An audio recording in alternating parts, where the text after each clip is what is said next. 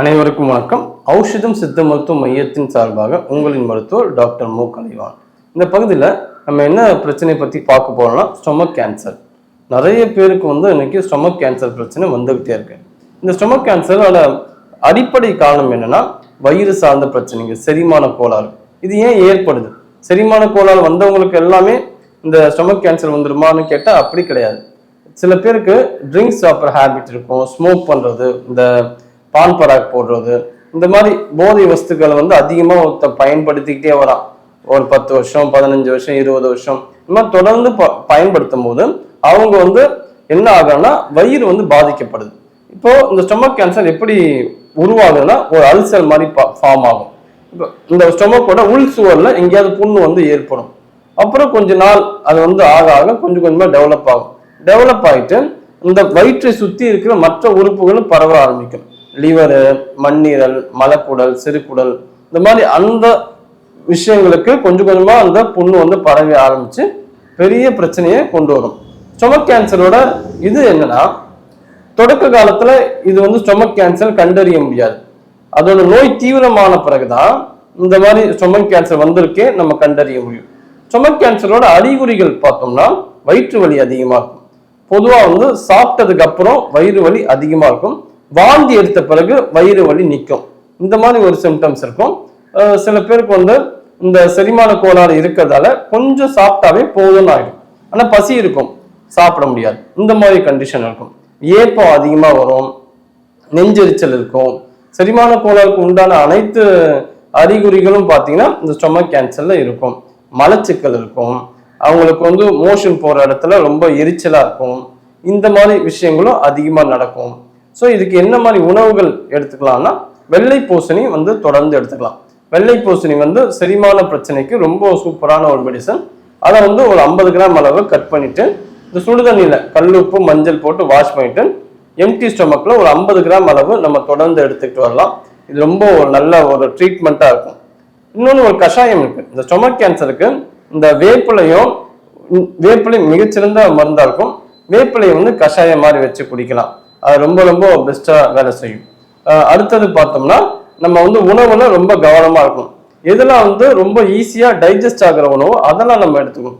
பாரம்பரிய அரிசி உணவை எடுத்துக்கலாம். அதாவது தூய மல்லி, காட்டு யானம், கருப்பு கவுனி, அந்த மாதிரி அரிசியை வாங்கி நம்ம சமைச்சு கஞ்சியா எடுத்தோம்னா ஸ்டொமக் கேன்சருக்குலாம் ரொம்ப பெஸ்டா வேலை செய்யும். மஞ்சள் அதிகமா எடுத்துக்கணும். பூண்டு பால் ஒரு ப்ரிப்பரேஷன் இருக்கு, அதை நம்ம செய்யலாம். எப்படின்னா ஒரு 8 பல்லு பூண்டை பசும்பால்ல போட்டு காய்ச்சணும். காய்ச்சின பிறகு பூண்டை முதல்ல சாப்பிட்டுட்டு கடைசியா மிச்சம் இருக்கிற அந்த பால்ல கொஞ்சமா மஞ்சள் தூளும் மிளகு தூளை போட்டு அந்த பாலை இரவுல மட்டும் குடிக்கணும். இதுதான் பூண்டு பாலோட ப்ரிப்பரேஷன். பூண்டு, மஞ்சள், மிளகு இதுக்கு எல்லாமே இந்த கேன்சரை எதிர்த்து போராடக்கூடிய ஆற்றல் அதிகமா உண்டு. அதை எடுத்துக்கலாம். அருகம்புல் சாரம் ரொம்ப சூப்பரா வேலை செய்யும். இந்த அருகம்புள்ளையும் வேப்பிலையும் சேர்ந்து ஒரு கஷாயம் மாதிரி வைக்கலாம். அது இன்னும் பெஸ்டா வேலை செய்யும். அது எப்படி பண்ணோம்னா ஒரு 25 கிராம் அளவு அருகம்புல்லும் 25 கிராம் முத்திய வேப்பிலையும் எடுத்துட்டு 1 லிட்டர் தண்ணியில போட்டு நல்லா சுண்ட காய்ச்சணும். 100 ml வந்த பிறகு அதை குடிக்கணும். காலை மாலை இந்த மாதிரி ப்ரிப்பேர் பண்ணிட்டு ஒரு 48 நாட்கள் தொடர்ந்து பண்ணா இந்த ஸ்டொமக் கேன்சரோட தீவிரம் கண்டிப்பா படிப்படியா குறைய ஆரம்பிக்கும். இதுக்கு முத்திரைகள் பண்ணணும், ஆசனங்கள் பண்ணணும், தவ பயிற்சிகள் கண்டிப்பா பண்ணணும். ஏன்னா ஸ்டொமக் கேன்சர் வந்தோன்னா உடம்பு மட்டும் பாதிக்கிறது கிடையாது, மனசும் ரொம்ப உடஞ்சி போயிடுவாங்க. என்னடா நமக்கு இந்த மாதிரி ஒரு பிரச்சனை வந்துச்சு.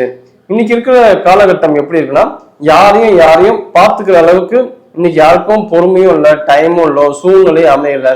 அவங்கவுங்களதான் பார்த்துக்கணும். அந்த மாதிரிதான் ஒரு காலகட்டத்துல தான் நம்ம இருக்கோம். முன்னாடி அப்படி கிடையாது. ஜாயிண்ட் ஃபேமிலியா இருந்தாங்க. யாருக்காவது உடம்பு சொல்லலைன்னா யாராவது ஒருத்தர் மாத்தி மாத்தி பார்த்துக்கிட்டே இருப்பாங்க. இன்னைக்கு அப்படி கிடையாது. அதாவது அட்டெண்டர் வச்சுதான் பாத்துக்கிறாங்க. அந்த அளவுக்கு தான் சூழ்நிலை இருக்கு. அப்போ தனிப்பட்ட முறையில ரொம்ப கவனமா நம்ம உணவுல கட்டுப்பாடோட இருக்கணும். ஏன்னா உணவுல இருந்தா 90% ஸ்டொமக் கேன்சர் வருது. எப்படின்னா நம்ம ஃப்ரைட் ஐட்டம்ஸ்ல இருக்கலாம். இந்த ஃப்ரைட் ஐட்டம்ஸ் சாப்பிடும் போது அது தீஞ்சு போன உணவுகள் உள்ள எடுக்கும் போது அதெல்லாம் செல்லால டைஜஸ்ட் பண்ண முடியாது. அப்போ அது அழுக்கா படியும்.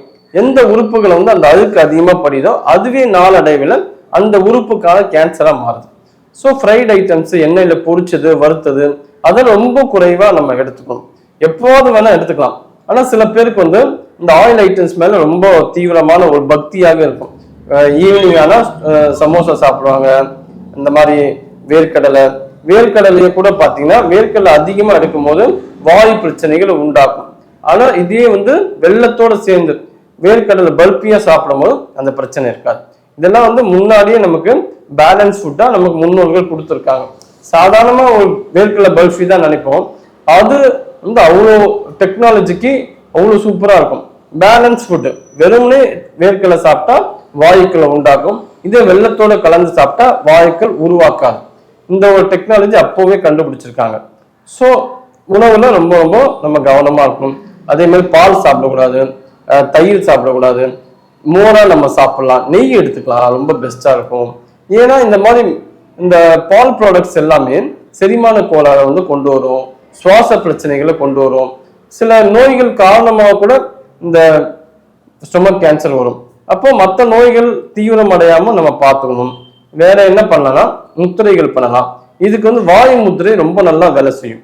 ஏன்னா வயிறு வலி வந்து அடிக்கடி வரும். அப்ப வாயு முத்திரை அது எப்படி பண்ணணும்னா, கட்டை விரல் இந்த மாதிரி பொசிஷன் பண்ணணும், ஆள்காட்டி விரல் கட்டை விரலோட அடிப்பகுதியை டச் பண்ணணும். டச் பண்ணிட்டு கட்டை விரல் லேசா மடக்கிக்கணும், மற்ற 3 விரல் நேரா இருக்கும்.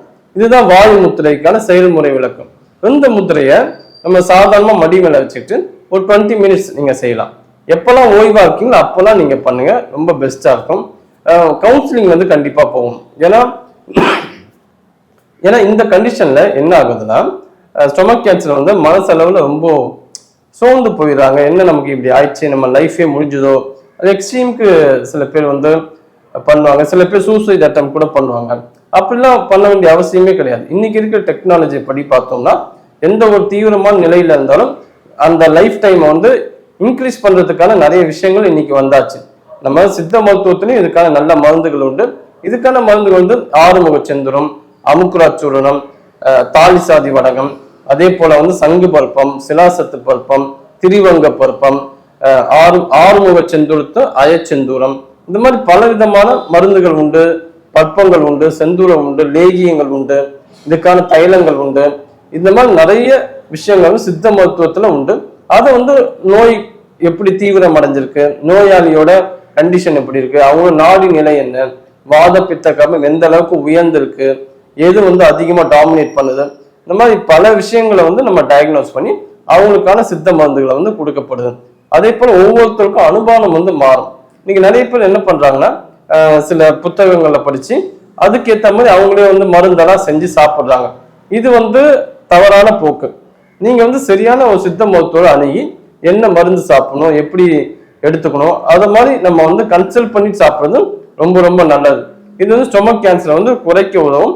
இப்படி நாமளே வந்து மருத்துவரா மாறி நம்ம பண்ணோம்னு நினைச்சுக்கே இது பிரச்சனையை அதிகப்படுத்தி விடவும் வாய்ப்பு உண்டு.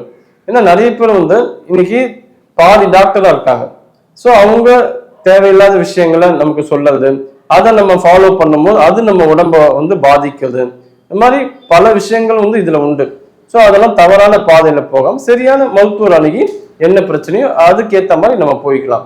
ஏன்னா உணவு பழக்கமும் ரொம்ப முக்கியம், முத்திரைகளும் முக்கியம், ஆசனங்களும் பண்ணணும், தவ பயிற்சியும் பண்ணணும். இந்த மாதிரி எல்லா விஷயங்களும் நீங்க கலந்து சேர்ந்து பண்ணிக்கிட்டே வந்தீங்கன்னா இந்த ஸ்டொமக் கேன்சரோட தீவிரத்தை குறைச்சி அதுல இருந்து வெளியே வரத்துக்கு ரொம்ப எளிதாக இருக்கும். நன்றி, வணக்கம்.